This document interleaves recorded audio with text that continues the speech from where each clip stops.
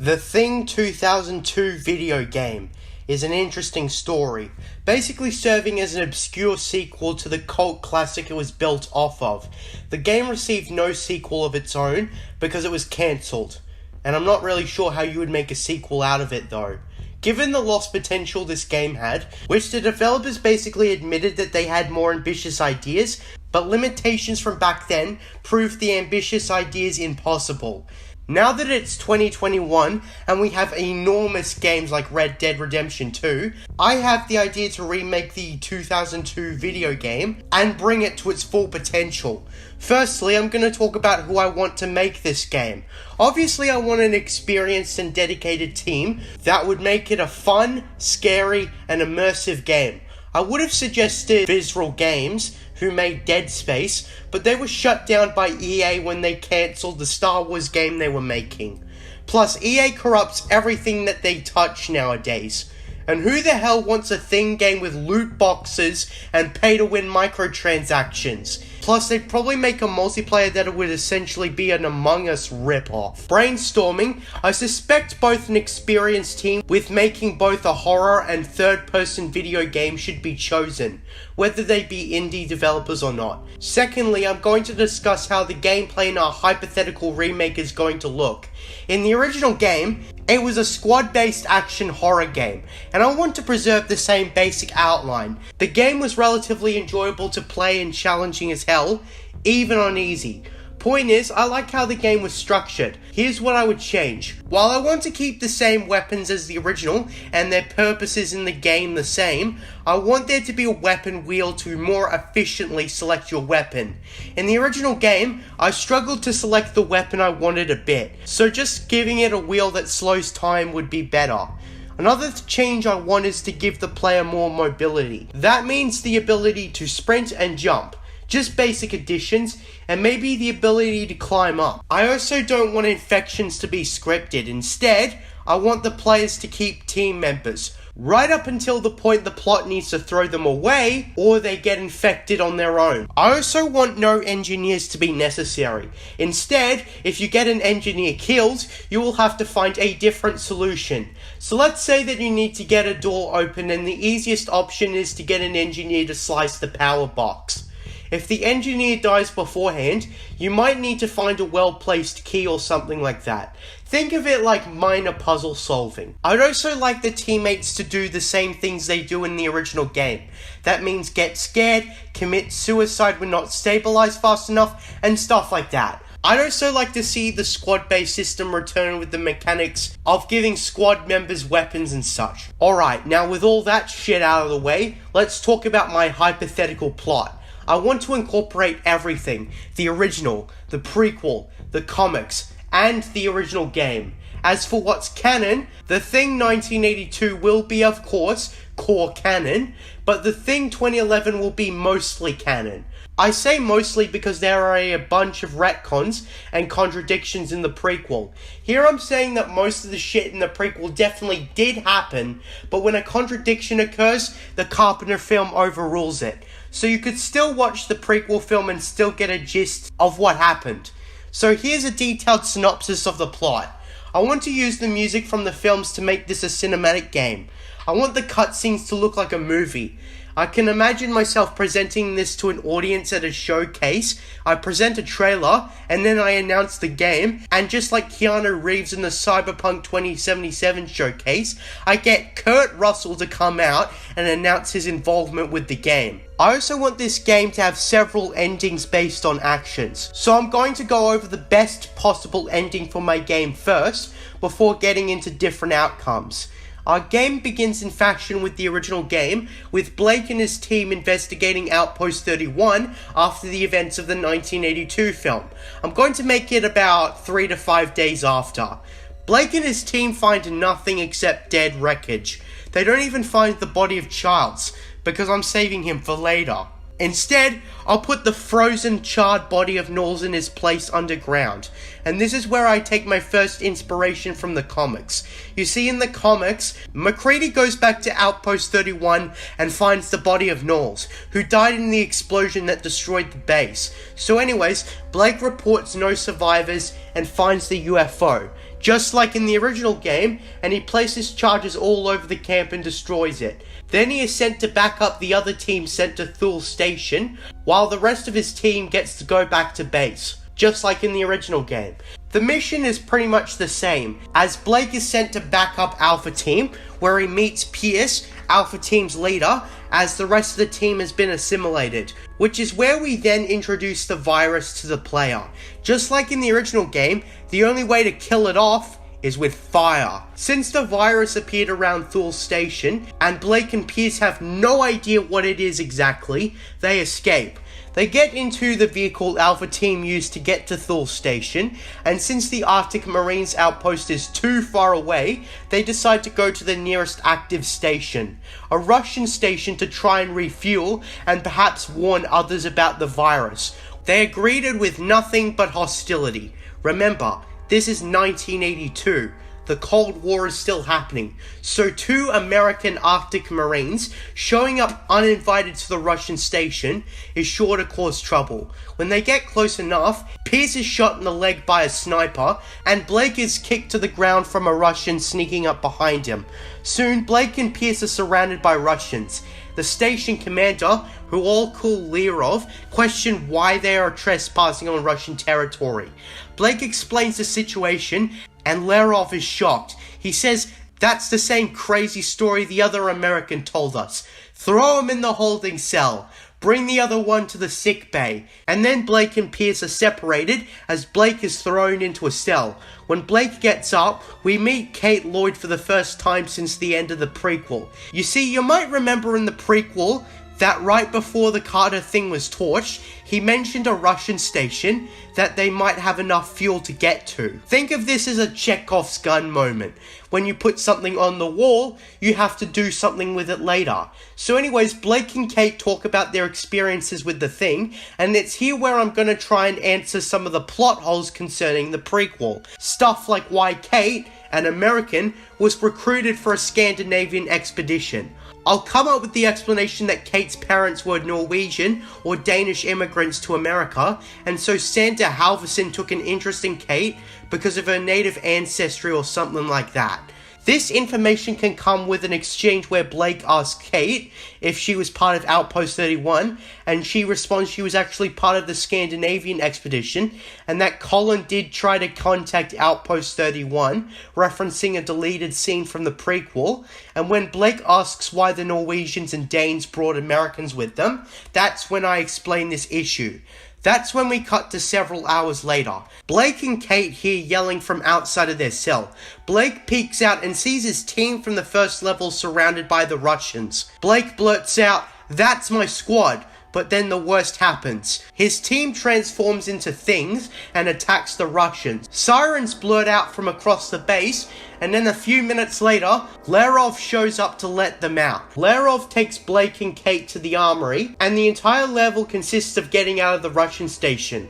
Since this is a large outpost, there will be more enemies. Blake, Kate, and Lerov fight their way to the vehicles. If both Kate and Lerov are not infected, they will do a checkup to ensure that they are not infected.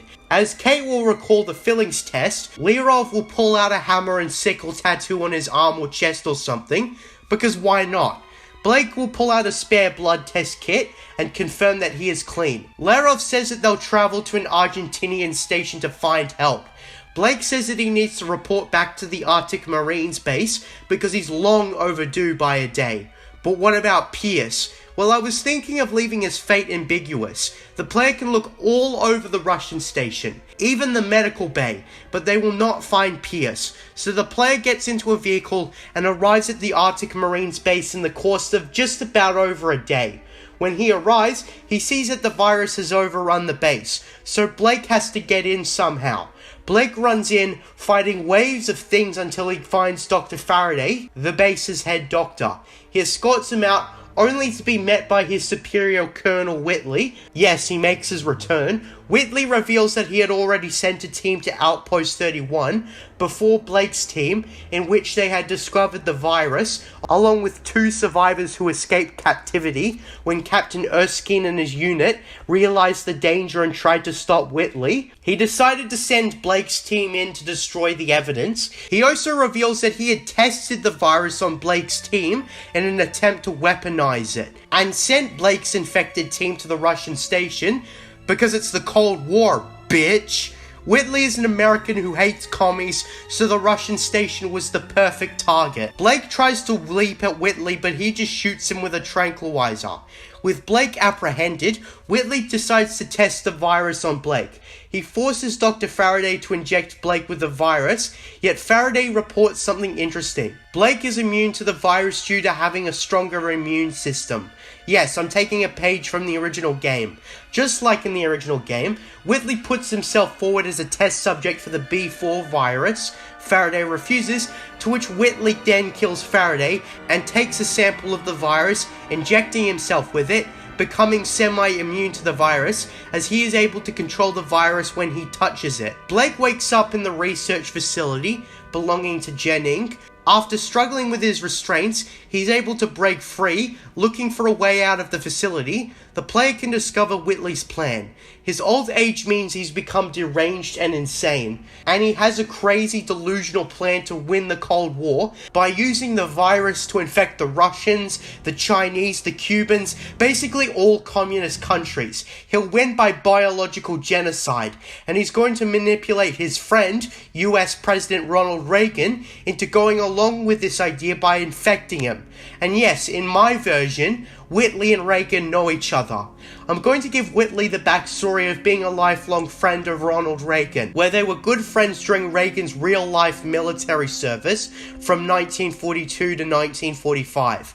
Whitley was born in 1912, making him around 70 by 1982. I'm going to explain that Whitley is unusually healthy and fit for his age. Physically, that is. When it comes to mental health, he's a fucking nut. He served in World War II alongside Reagan, and also served in the Korean War and the Vietnam War prior to the events of the game. But Whitley is closer to a war criminal than a hero during his ongoing service. You see, Whitley committed many atrocities against those of rival countries during his service. In World War II, he ordered the indiscriminate massacres of many German civilians during the war, and not just like a shot to the head, no. He also personally tortured and beat up a lot of his prisoners before they were lined up and shot. During the Korean War, he once again committed far more brutal atrocities against the North Korean population, simply for being under a communist state, directly helping the South Korean regime in its massacres against suspected communist Koreans. In the Vietnam War, he managed to be even more brutal, killing Vietnamese people with chemical weapons and allowing his troops to do things like literally urinate on dead Viet Cong soldiers. Oh wait, did I say Viet Cong? No, I meant literally anyone they killed. Whitley managed to get away with these war crimes because he had a high success rate.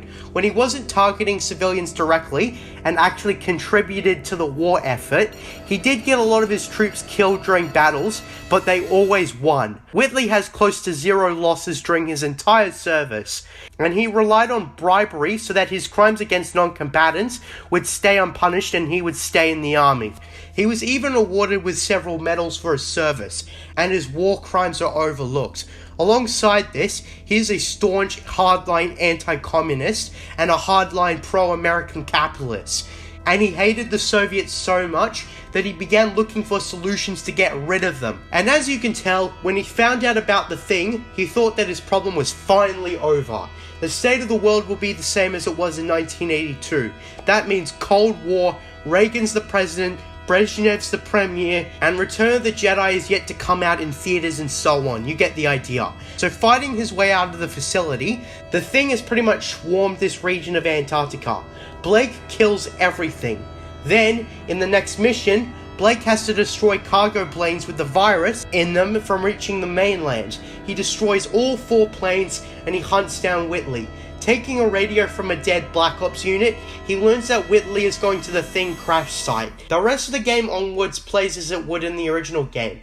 Blake tries to kill Whitley, but it doesn't work, and then Whitley goes to the original Thing's crash site and transforms into an enormous Thing. But instead of one helicopter showing up to help Blake, helicopters surround the Whitley Thing. A troop transport helicopter picks up Blake, where he reunites with Lerov and Kate, accompanied by Childs on a turret, and McCready as the pilot.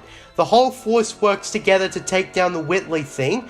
Blake and the other turret will shoot down the Whitley Thing, and the explosion will force everyone to get the hell out of there. In the game's epilogue, everybody goes back to the Argentinian station, the Campo del Sur, where all is explained. Lerov explains to Blake that he and Kate made it to the Campo del Sur, where they met the other survivors of the Thing virus, Charles and McCready included. While everyone is being tested via blood, fillings, or other detectable signs, Blake asks, "So what happens now?" Blake explains that Reagan and Whitley were good friends, and Reagan will most likely continue Whitley's project, ignorant of what it will actually do. Commander Palomo, station commander of the Campo del Sur, explains that Antarctica is being quarantined. Nobody gets in or out of the continent. Child says that every outpost in Antarctica is going to test their members, and the infected outpost will be bombed. McCready just says that they'll have to stay quarantined in the Campo del Sur, forced to stay in the base. And then Blake says the final line of the game: "This plan best work. I want to see my home again." And as the game pans out, the game ends on an optimistic note. I have other variations of the story, but this is the basic outline.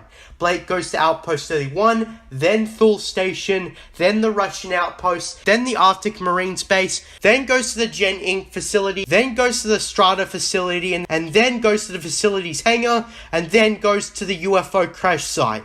Basically, this is the best ending possible. I want there to be multiple different outcomes based on what the player does. If you fail to save both Kate and Lerov, then the Argentinian force will not show up to help, and Blake will be overpowered by the Whitley Thing, to which the game's ending will be much darker. In this ending, Whitley kills Blake, who is left to bleed out. Then in the credit sequence, it will be a painful montage of the world being infected. Whitley will carry specimens of the virus on a cargo plane, and then in the credit sequence, he walks straight into the White House with a suitcase, and then when Ronald Reagan greets him, Whitley opens a suitcase revealing a spider thing which attacks Reagan, and you can hear his muffled yelling in pain. And then the rest of the credit sequence is just the Eastern Bloc of the Warsaw Pact in chaos. Then in the final credit sequence, it pans to a shot of a spaceship flying away from Earth into deep space, implying that the alien will look for another planet to take over. And that's the Thing game for you. I want this to be one of the best movie-based games ever made. I want it to exceed the 2009 Ghostbusters game, and I want to be as authentic to the original film as possible. That means getting John Carpenter's input beforehand, and also getting some of the previous people back. Since Ennio Morricone is no longer with us, I want the guy who composed the prequel to compose this game, but that may be open to change. Also, you might remember when I said I tried to fix some of the Thing 2011's continuity problems and explain them off. For example, in the Thing 2011, Carter is infected by the Sander Thing, except the Carter Thing's clothing is intact. In the 1982 film, it's explained that the Thing rips through your clothes when it assimilates you. So how do you think I'm going to explain this plot hole? Well, the same way the people who defend the Thing's bad tactics in the prequel explain it. You see, people argue that the reason the Thing wasn't as smart was because it just landed on Earth and was still adapting to humanity, since it's very likely humans were one of the first complex beings the Thing came across. In a similar vein, I want to use the explanation that different organisms of the Thing figure out ways around its limitations. I'm going to explain that the Sander Thing figured out how to infect humans without tearing their clothes apart. However, the organism that goes on to infect Outpost 31, the Kennel Thing, was a slow learner. Thus, it had the flaw of tearing through people's clothes during assimilations, allowing the two films to better coexist. When it comes to immersing the players in the setting, I'm going to try and be as historically accurate as possible. That means all pop music will be from or prior to 1982, people talk with popular early 80s phrases, and people look 80s. For example, haircuts and clothings from that time period. I really want this to act like a third movie in a trilogy without being a movie, of course. I want to use music from both movies, as well as having similar new original music, composed by the guy who did the prequel. And since this is a remake of the original game, I want to reference his existence. If I am theoretically in charge of such a project, I'd re-release the original game to modern hardware and finally put the game on Steam. Also, if the player achieves the best ending possible, they will hear the song After Me by Saliva instead of the usual dark music from the movie. This will be my way of honouring the original. I also want to put in a codex for characters, locations, enemies and stuff like that. The backstory with Whitley I discussed earlier. Most of what I said will not be revealed during the main story, but rather in his codex entry, with a picture of him, and I want each notable character, even the ones that didn't appear in the game, like the personnel at Thule Station and Outpost 31, to have a codex entry about them, revealing information that you would never know about in the films. For example, for R.J. McCready, I would reveal his date of birth, age as of 1982, location of birth, and his final fate. I would reveal that his full name is Richard Joseph McCready, born in 1947 in Springfield, Massachusetts, USA, around 35 years of age, unmarried, served in the Vietnam War as a chopper pilot before getting a job at Outpost 31. Or maybe Charles, full name David Charles, born in 1950 in Harlem, New York, USA, around 32 years of age, married, served as a mechanic in Vietnam before getting a job at Outpost 31. Let's keep going. J.F. Blake, full name Jacob Fredrickson Blake, born in 1950 in Merrick, New York, around 32 years of age, divorced once and currently unmarried, served in the Marine Corps during the Vietnam War, and afterwards transferred to the Arctic Marines under Colonel Whitley. Kate Lloyd, born in 1955 in Rocky Mount, North Carolina, around 27 years of age, unmarried, American vertebrate paleontologist graduate from Columbia University, before being asked by Dr. Salva Henderson to assist in the excavation of the UFO in Antarctica. Oleksiy Lerov, born in 1943 in Moscow, Russia, around 39 years of age, married, served in the Soviet armed forces before transferring and being in charge of the Russian station scene in-game. Literally all the characters from the films and this game will have a codex entries. Like, remember Matthias? No? Well, he was the pilot from the prequel who chased a dog with Lars right into the 1982 film. I'll give him a fully fleshed out backstory too. Matthias Salen, born in 1950 in Trondheim, Norway, around 32 years of age, married, trained as a chopper pilot at some random pilot school before serving at Thule Station. I'll literally personally write a backstory for every character from both films and the remake of the game if I ever have the opportunity. In fact, how about this? Simply ask me to come up with the backstory for literally any character from the films or the game, and I'll come up with a biography for them, even the ones who had only a few lines before they died. Now let's talk about what else the game can offer. Some have suggested adding a multiplayer, and I thought, that's not a bad idea. But Among Us already exists, so what should we do? Well, I have an idea. Do something similar in spirit to the Call of Duty Zombies mode. I'll have a bunch of scenarios to fight the thing with friends.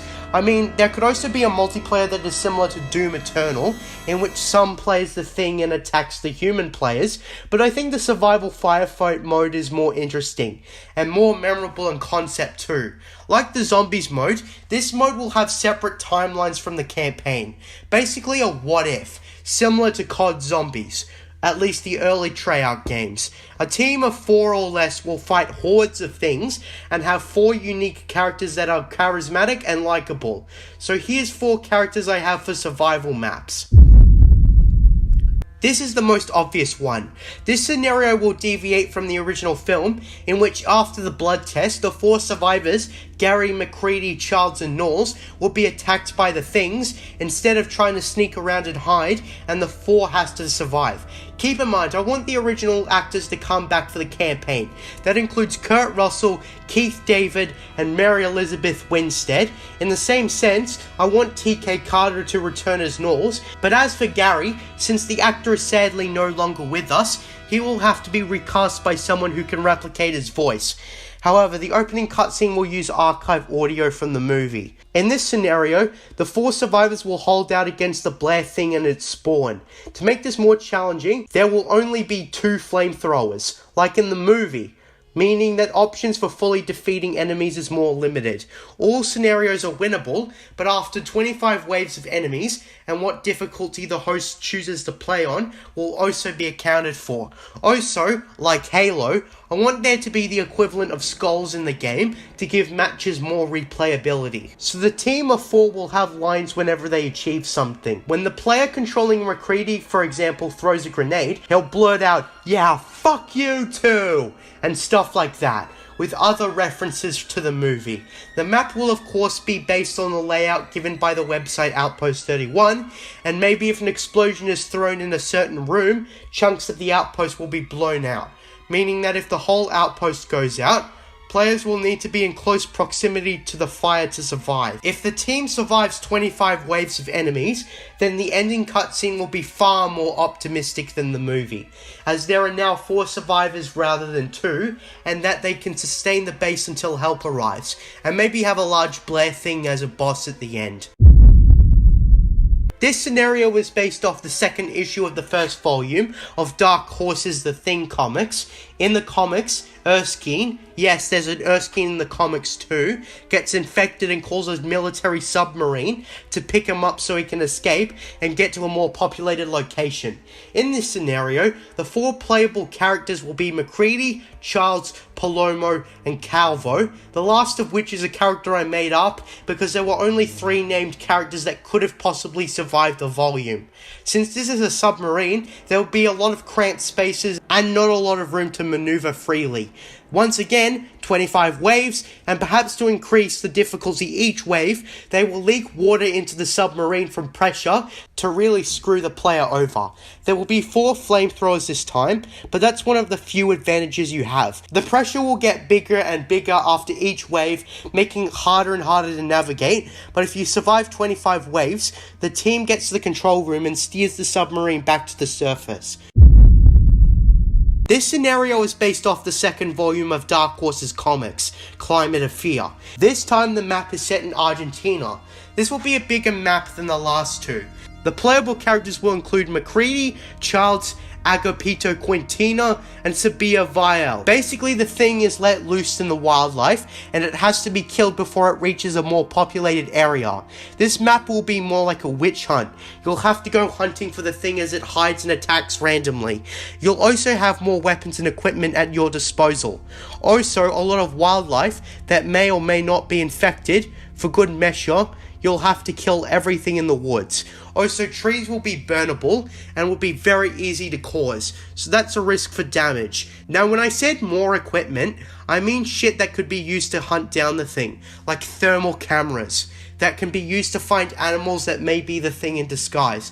And like Halo Firefight, planes will drop useful cargo. As the waves go on, there will be more things to hunt and thus make it more dangerous. Also, let's have another boss. There will be a large thing again that will take a lot of firepower to defeat. This scenario is based off the 3rd volume of Dark Horse's comics, Eternal Vows, this time set in New Zealand. The playable characters are McCready, Detective Sergeant Rowan, Captain Bakes, and the Kiwi who starred in the recent Subway commercials. The thing has overrun the island, and the team will be able to enter buildings to the top floor. The thing will overwhelm the team, so a good strategy is needed. The player will need to scavenge weapons all over the island, in buildings and stuff. That means holding out in a certain building forever isn't feasible for long-term survival. You will need to survive 25 waves of hordes of enemies just coming at you and your teammates. This map will allow you to build small defenses around the map. Snipers are also the most practical on this map. This map will truly be a horror survival experience. If you manage to survive 25 rounds, then a rescue boat shows up and escape to mainland New Zealand. So that's 4 examples. I have a bit more in mind, like the New Mexico town from the cancelled miniseries, Return of the Thing, the Greenland village in The Thing, Northman Nightmare, where we assume the role of Vikings and we have to use more primitive means to defeat the Thing, and also a map based on the Outpost in the 1951 film, in colour of course, with all the nods to the 1951 film. You'll still be fighting the Carpenter version of the Thing, but perhaps the final boss can be the alien from the 50s movie. The team in that map can be any number of characters from the 1951 film like Captain Patrick Henry. I also want to talk about my dream cast. I spoke about getting past actors back to reprise their roles in a voice acting role, but what about new characters? Well, some may suggest getting the original cast from the game back, and I don't think that's a good idea. Aside from John Carpenter as Dr. Faraday, I think we should get all new voice talent. I know who I would want for sure to play Blake. Brian Bloom. He's known for playing BJ Blazkowicz in the modern Wolfenstein games. He's similar to Blake as in they were both army guys, and they both triumph against impossible odds. Although Blake in my version is supposed to be from New York, not from Texas, but that's no issue, because Brian Bloom was born in New York. He also looks the part, so I think he would be a good replacement for Per Solly, who played Blake in the original game. I loved his performance, both narration and conversational scenes in Wolfenstein. The monster never dies, no matter how many times you kill it. Just sheds its skin and changes form. I'd feel the weight of the world pushing me down. I try to carry it nonetheless. One last time. Then I can rest. As for Whitley, a guy from the X-Files played the original Whitley. I don't have a lot of complaints, but I want this version of Whitley to come across like a truly insane, sadistic but cold villain. If I can't find someone who's right for the role, then the original actor will be the last resort choice. As for Lerov, I'd ideally like to get an actual Slav to play the character. They don't have to be from Russia, just a similar enough region. I hate it when Americans fake accents, because they're fucking terrible at it. And since I want to structure this like it's the 3rd movie in a trilogy, I want to be as authentic as possible. Any other character could be voiced by literally any American voice actor, but when it comes to the Argentinians on either the last level, in either the epilogue, or the firefight-like mode, I want them to be voiced by guys that are actually from South America. And as for Rowan in the Wallace Harbour map, anyone from either Australia or New Zealand could voice him. I also want to bring back previous actors to play different characters. Not essential characters, but rather minor characters like random teammates Blake can find, or those who have a small role in the story. For example, maybe Pierce is voiced by, say, David Clennon, who played Palmer in the Carpenter film, as an Easter egg, or literally any throwaway teammate Blake can come across in levels. Have certain teammates voiced by the surviving cast of the original film. I mean, my remake is already full of Easter eggs and references to past works, so why not? Now, I know I didn't really set things up for a sequel, but in the end, I want to wrap up the story in a satisfying way. I hope you enjoyed my ideas and suggestions on how I would personally do a remake if I was put in charge as game director of such a project. I'm Plagiarist Films, and until next time, what are stories but mystery boxes?